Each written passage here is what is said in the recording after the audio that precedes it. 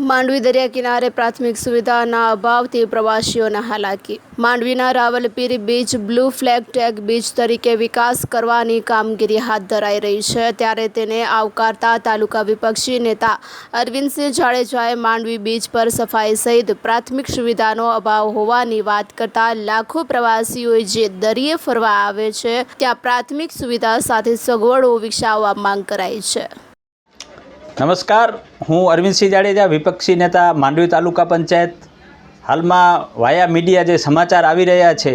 કે રાવલપીર દાદા બીચ છે એને બ્લુ ફ્લેગ ટેગ જે આંતરરાષ્ટ્રીય ટેગ છે એ પ્રમાણેનો વિકાસ કરવામાં આવી રહ્યો છે, ત્યારે અમે એવો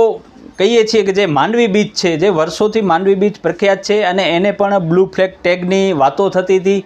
પણ એ એક સાઇટમાં રહી ગયો છે અને માંડવી બીચ ઉપર જે પાયાની જરૂરિયાતો છે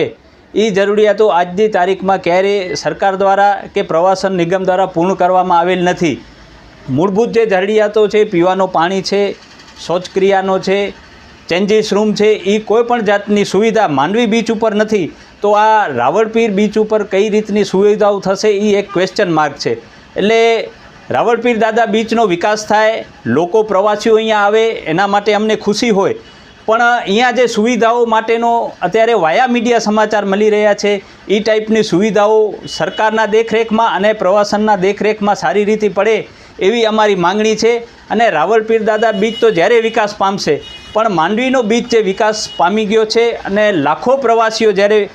ઉનાળાનું વેકેશન હોય એમાં પણ આવવાના છે,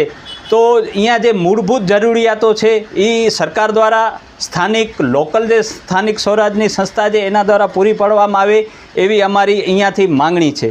જય હિન્દ, જય માતાજી।